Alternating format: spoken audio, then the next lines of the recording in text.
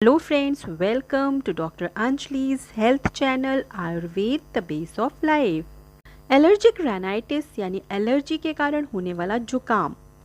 इस जुकाम में नाक की सूजन भी देखने को मिलती है। अक्सर लोगों में जुकाम बना रहता है, किसी को धूल के कारण, किसी को पॉलन से, तो किसी को पेन से या किसी को किसी तेज स्मेल से जुकाम बना रहता है। यानी हमारी बॉडी कुछ विशेष चीज़ों के लिए सेंसिटिव होती है और उनके संपर्क में आने पर वो रिएक्ट करती है। ये कई कारण से हो सकती है। पहला कारण हो सकता है जेनेटिक, यानी आपके मदर, फादर या घर में किसी ऐसे बड़े को एलर्जी है तो आप में जीन्स के रूप में ये आ सकती है। कुछ लोगों में जानवरों के धूल या रेशों से एलर्जी हो सकती है। बहुत से लोगों में धूल मिट्टी में काम करने से एलर्जिक जुकाम हो जाता है। बहुत से लोगों को सुबह उठने के साथ ही बहुत सारी छींकें आती हैं, नाक में खुजली रहती है। तो कुछ लोगों को रोड पर निकलने के कारण पोल्यूशन से छींके, सर्दी जुकाम हो जाता है। तो कुछ लोगों को तेज स्मेल बर्दाश्त नहीं होती है और छींकें आने लगती हैं। किसी को फूलों से एलर्जी होती है, किसी को मौसम बदलने के साथ जुकाम हो जाता है। तो कुछ लोगों को टेम्परेचर चेंज के कारण भी जुकाम हो सकता है, जैसे एसी से धूप में बाहर निकलने पर जुकाम हो जाता है। इसके ऐसे ढेरों कारण हो सकते हैं। लक्षण क्या होते हैं एलर्जिक जुकाम और कॉमन होने वाला जुकाम जो है, इसको हम डिफ्रेंशिएट कैसे कर सकते हैं? वैसे तो दोनों के लक्षण बहुत मिलते जुलते होते हैं। एलर्जिक जुकाम और साधारण जुकाम में जो अंतर देखने को मिलता है वो है, साधारण जुकाम वायरल इन्फेक्शन के कारण होता है, यानी ये वायरस के कारण होता है, जबकि एलर्जिक जुकाम इम्यून सिस्टम के रिएक्शन के कारण होता है। जैसे हमारी बॉडी कुछ चीज़ों को लेकर सेंसिटिव है तो उसके संपर्क में आने पर वो रिएक्ट करती है और उसके कारण हमारे शरीर में इस तरह के लक्षण देखने को मिलते हैं। वायरल जुकाम है वो कुछ दिनों के लिए होता है और इसमें फीवर देखने को मिलता है, यानी सर्दी जुकाम के और लक्षणों के साथ साथ फीवर भी देखने को मिलता है। कि एलर्जिक जुकाम में फीवर नहीं होता है, बाकी जुकाम के लक्षण दोनों में कॉमन हो सकते हैं, लेकिन इसमें फीवर नहीं मिलता है और ये काफ़ी लंबे समय तक बना रह सकता है, कि वायरल थोड़े दिनों में ठीक हो जाता है। कुछ लक्षण जो दोनों में कॉमन होते हैं, जैसे दोनों में छींकें आ सकती हैं, ये कम या ज़्यादा अलग अलग लोगों में हो सकती हैं। कुछ में 5-6 छींक आए, किसी में 8-10 छींक आती है, तो किसी में लगातार छींकें बनी रहती हैं। नाक से पतला पानी आता है, आँखों से पानी आ सकता है, नाक और आँख में खुजली हो सकती है, यानी ईचिंग देखने को मिलती है, गले में खराश हो सकती है। लंबे समय तक बने रहने पर सर पे भारीपन या दर्द महसूस कर सकते हैं।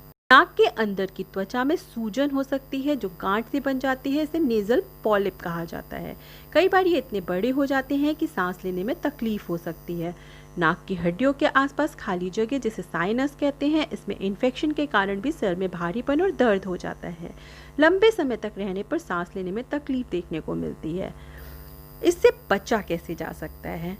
जहाँ तक हो सके हमें इन कारणों को पता करने की कोशिश करनी चाहिए कि ये रिएक्शन किस कारण से हो रहा है और उसको अवॉइड करने की कोशिश करिए।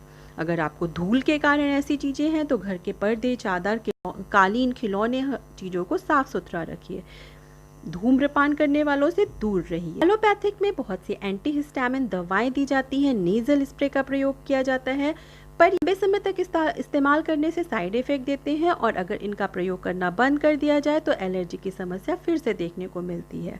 लेकिन आयुर्वेद चिकित्सा में इनका ट्रीटमेंट किया जा सकता है। कुछ ऐसे घरेलू उपाय भी हैं जो आपको बेहद फायदेमंद साबित हो सकते हैं। क्या है वो उपाय? अगर आपको एलर्जी की प्रॉब्लम रहती है तो काली मिर्च, हल्दी, शहद जैसी चीज़ों का अधिक इस्तेमाल करना चाहिए। अगर आप रोज 6 महीने तक सेब का आधा ग्लास रस लेते हैं तो यह आपकी एलर्जी की समस्या को काफ़ी हद तक मिटाने में हेल्प करता है। गिलोय का प्रयोग बहुत फायदेमंद साबित होता है। अगर गिलोय वटी की 2 टैबलेट रोज ली जाए या गिलोय का जूस या उसका काढ़ा इस्तेमाल किया जाए तो ये भी आपको एलर्जी से छुटकारा दिलाता है। सोंठ, काली मिर्च, पिप्पली का पाउडर यानी त्रिकटु पाउडर का इस्तेमाल एलर्जी से राहत दिलाने में बेहद फायदेमंद होता है। इसका प्रयोग चाय में डालकर भी किया जा सकता है। नींबू और विटामिन सी युक्त फलों का सेवन फायदेमंद होता है। हल्दी को भून करके शहद के साथ मिला करके रोज खाना एलर्जी दूर करने में हेल्पफुल होता है। काली मिर्च को अदरक के रस के साथ पका करके उसमें शहद मिलाकर खाने से भी बहुत आराम मिलता है। इसके अलावा बादाम 100 ग्राम, 20 ग्राम काली मिर्च और खांड 20 ग्राम मिला करके इस पाउडर का दूध के साथ रोज 1 चम्मच इस्तेमाल बहुत हद तक एलर्जी को मिटाने में मदद करता है। सबके साथ च्यवनप्राश और सीतोपलादी चूर्ण का भी प्रयोग फायदेमंद मिलता है। आप इनमें से कोई भी प्रयोग जो आप आसानी से कर सके उसका इस्तेमाल कर सकते हैं। साथ ही कपालभाति और प्राणायाम रोज 10 से 15 मिनट या आधे घंटे तक करना बहुत ही हद तक एलर्जी को दूर करने में सहायता करता है। साथ ही एलर्जी की समस्या से और उसके होने वाले लक्षणों से बचने के लिए नाक में रोज 2 बूंद तेल, बादाम रोगन या गाय के घी का डालना भी बहुत फायदेमंद साबित होगा। तो ये है एलर्जी के कारण होने वाले जुकाम के कारण, लक्षण और दूर करने के कुछ उपाय। इन कारणों से दूरी बनाइए, इन उपायों को आजमाइए और अपनी एलर्जी की समस्या से छुटकारा पाइए। वीडियो की जानकारी पसंद आई हो तो वीडियो को लाइक करिएगा और ऐसे हेल्दी टिप्स पाते रहने के लिए चैनल को सब्सक्राइब जरूर कर लीजिएगा।